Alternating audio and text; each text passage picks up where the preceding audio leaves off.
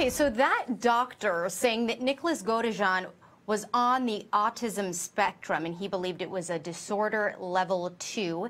He also talked about how he lacked certain ability to show empathy. I want to bring in my guest this afternoon, LaDawn Jones. She joins us via Skype, a criminal defense attorney. Here is what I am trying to piece together, and we've talked a little bit about this, that even if this was true, and I have no reason to believe he was not on the autism spectrum, when you look at the first-degree charge, how would it all play in terms of intent? Because I don't think they've proved that he didn't know what he was doing and that he didn't plan this and that he didn't intend to kill Dee Dee Blanchard. What do you think? That's exactly right. If there is not some type of evidence or testimony that there was no way that he knew what he was doing at the time, right? That there was no way that he was aware of what his actions were and that they were wrong, then even though he is on the spectrum, that does not relieve him of the responsibility under Man 1, 2, or 3, because it requires that there is some type of intent. And so mental health does not always take away from the possibility of a guilty finding. If we do move into the sentencing phase here, we'll see what the jurors decide. Could this potentially be used as a mitigating factor in any kind of punishment that's doled out? It can, to an extent. So, of course, each state, the laws are different. But in this particular state, the jury and not the judge determines the sentencing. And so just like in the trial phase, jury will be given a number of different instructions that relates to what they can consider when determining whether or not to reduce the amount of time that he is in jail or is sentenced to based on those factors. And what he knew at the time, his mental health, his age, all of those things, the circumstances around his life are things that a jury can consider. All right, LaDawn, stand by with me for a few minutes. We have to take a quick break. On the other side, we're going to review some more of that crucial testimony from the Godejohn case. Stay with us. Well, there you heard it. Gypsy Blanchard said it was all her idea and that she convinced Nicholas Godejohn to kill her mother, Dee Dee. LaDawn Jones, what does that mean legally?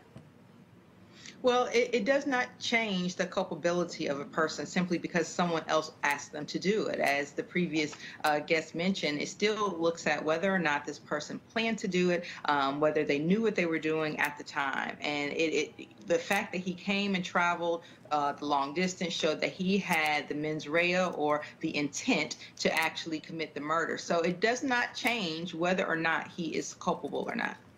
But let me ask a question. So the jurors were made aware that she got a plea deal. So she's spending 10 years in prison, maybe even less if she gets out early.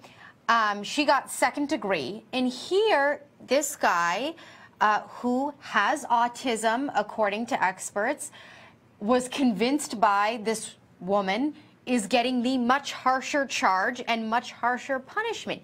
Is it possible that the jurors see that and say, yeah, I get the law, but this doesn't seem right or just or fair, so we're not going to convict him of first degree? Is that possible? No, that's not possible, because the juries are required to follow the law as given by the courts. And what the but LaDawn, do they always actually do that? That's what they're charged with, right? That's correct. But I'm sure in your many years of experience, you've been surprised with what some jurors have done. The jurors do compromise on this.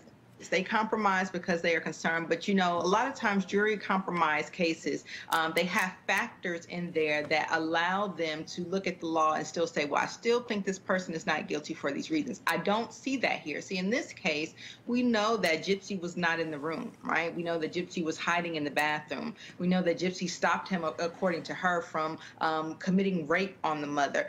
So there are a number of additional factors that would make it very difficult. Just the heinous nature of this crime alone, of the injuries, discussion, I think it's going to make it hard for any juror to say, well, maybe he shouldn't be held responsible. All right. Well, let's continue, though, because this, of course, is the crux of the defense's case. They put Gypsy on the stand.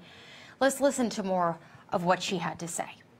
All right, so that was the cross-examination of Gypsy Blanchard, the co-defendant in this case. Remember, she took the plea deal, even though on the stand she pretty much admitted she was the mastermind. Cross-examination, I think, and LaDawn Jones is joining me via Skype. She can correct me if she thinks I'm wrong here, but I think the prosecutor was trying to get the point that, you know, there were options for Nicholas to back out of what happened here. Absolutely. So I think he was trying to establish that he had Nicholas had dominance over Gypsy, right? He forced her to do things that she didn't want to do. That the person who was really in control in the slave master scenario is an indication that he knew exactly what he was doing, that although Gypsy may have presented the idea, that he was still very much a mastermind of this entire process. And again, what did you think? Was that an effective cross-examination of this witness?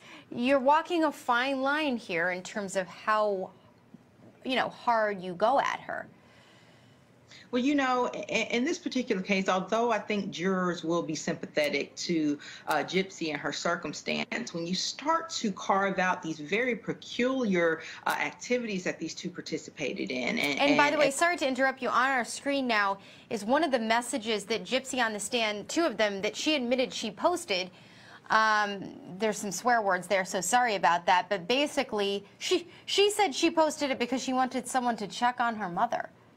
Right, which all of that is extremely odd, yes. Particularly since she tried to post it and make it look like Nicholas was somehow involved in the entire scenario on Facebook. All of that is particularly peculiar. But to your original question, I think the prosecutor did a good job at slowly outlining, without attacking Gypsy, to indicate here are all things that Nicholas was in control of throughout your entire relationship from beginning to end. And so LaDawn, I'm sorry to have to cut you off there. We have to take a very quick break here on the Law and Crime Network, but LaDawn will stay with us and we'll be back in just a few minutes. One day later and led the police to the bodies. He confessed to driving them to the property of the oil and gas company where he worked. He buried his wife in a shallow grave and dumped Celeste and Bella in oil barrels, he said.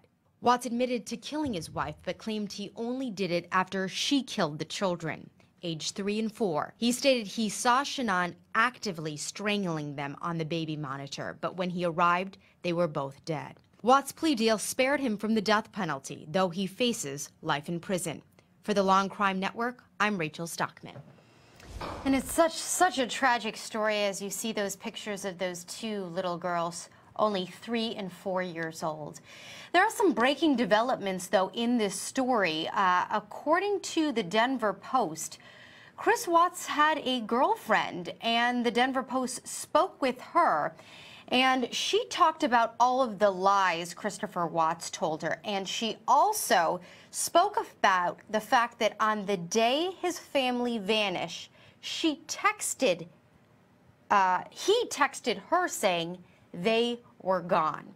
He also told her that they had disappeared after Shannon had taken those two children to a play date. LaDawn Jones, obviously another very, very tragic case here, but it really looks like based on the evidence, it would be, especially that confession, it would have been a very difficult case to go to trial with. You mean for the defense? Yes. Yes. Yeah, absolutely. And then talk about a case where you lose sympathy, where the jury would lose all sympathy, right? So the jury is going to be people from that general area, and they will all be qualified to see what they know about the case. It's very hard in local cases like that for the jurors to not know anything, to have not seen that news report where he was looking for his wife and these two adorable children. And so finding a jury that was not tainted was going to be difficult. I mean, he just seemed like a complete liar from there on out, and taking a plea was the best thing that he could have done in this particular case. What do you make of this new information coming out from his girlfriend, Chris Watts' girlfriend, he was apparently dating at the time? Not only did he say he was filing with divorce with Shannon, his wife, but she comes to find out that wasn't true. Shannon was pregnant when she died. And on the day that the children disappeared, he texted her saying gone. It is amazing. Well, first, let's just point out that how much his wife and his girlfriend look alike. That alone, in and of itself, is just really, really awkward. And then beyond that, you know, we're finding more and more often we are able to use as evidence in cases text messages and social media proof. I mean, time stamped and many times location stamped proof of where someone was when they made these claims. All of that would lead to the fact that he had the appropriate intent to be found guilty of murder, that it was his plan, that it was premeditated, and it would not have boded well for him at a trial.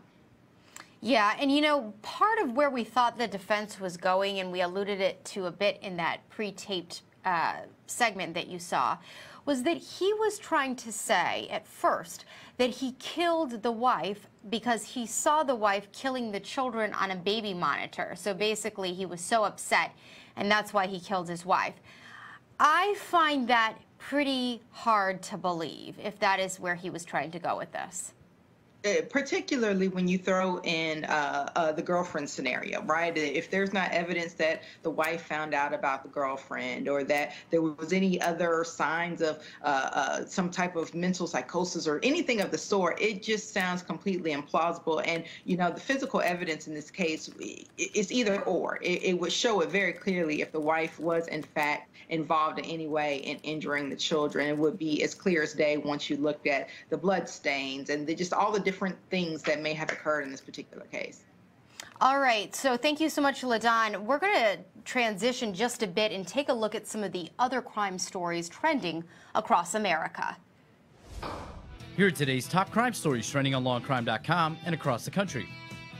Two grandmothers of the family of four believed to be responsible for the massacre of a family of 8 in 2016 pleaded not guilty to misleading investigators.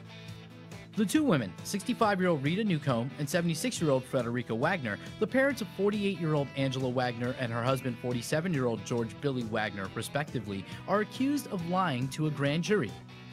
The Wagners and their two sons, 27-year-old George Wagner IV and 26-year-old Edward Jake Wagner, are accused of brutally killing 8 members of the Roden family.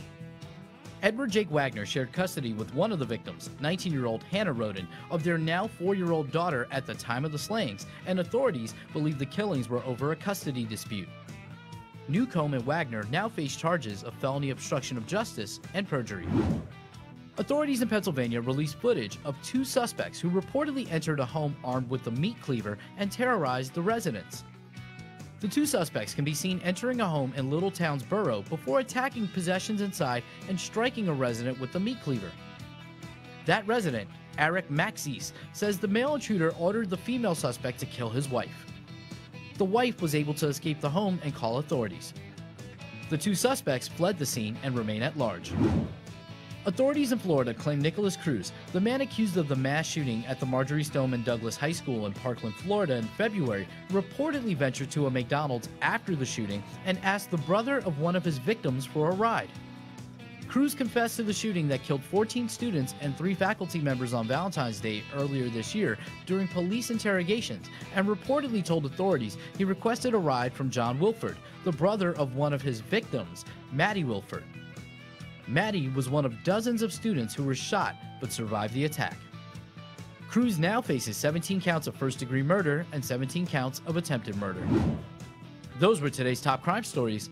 I'm Anthony Velez for Law and Crime. All right, that Nicholas Cruz case, it just keeps getting worse and worse. He apparently asked for a ride from one of his victims' brothers, LaDawn Jones. The idea that anyone could be so callous as to walk into a place and commit such horrendous actions is surprising. But then it takes it to a complete different level to know the callousness, to not be concerned about the thoughts and feelings of not only the victims but their families. I think that is going to weigh very much in any judge, any jury, anybody who comes into contact with this case, to show that he clearly was the malice intent was definitely involved here. Yeah, there's no question about that case. So tragic and so horrible out of Florida. All right, let's turn now to another case that we're following out of Missouri, and that is the Nicholas Godejohn case. We've been talking about it all day now, and that is because in about 15 to 20 minutes, we're really going to see the culmination of this case happen. Both sides are going to get their opportunity for closing statements, and then the jurors will decide whether or not to convict Nicholas Godejohn of that first-degree murder. It's been an interesting case. Of course, the defense is trying to say he was on the autism spectrum and did not have the intent necessary for first-degree murder. There you're looking at the murder weapon, and what's kind of interesting about this is that after this happened, the couple did not dispose of the murder weapon. They actually put it in an envelope and mailed it to his parents' home. And that all came out during testimony. All right, as I mentioned, we're going to continue to monitor that feed, and when we get that live feed in about 15 minutes or so, we'll take you there live. In the meantime, we're going to take a quick break here on the Law and Crime Network.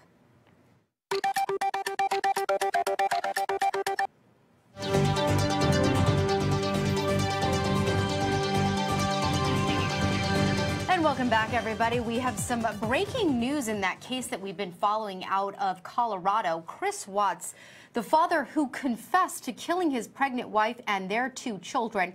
Well, Chris Watts' parents have filed to make an appearance at his sentencing, which was scheduled for Monday. Why is that important? Well, a couple of days ago, they spoke with the local newspaper, and they basically implied that there was a possibility that Chris Watts was coerced, pressured into agreeing to this plea deal. I want to bring in LaDawn Jones. Let's talk about these possibilities here. So the parents want to speak. Technically, they can, right? Even if it's not on the matter, they want to, because they could give victim impact statements because they're the grandparents of the 2 children.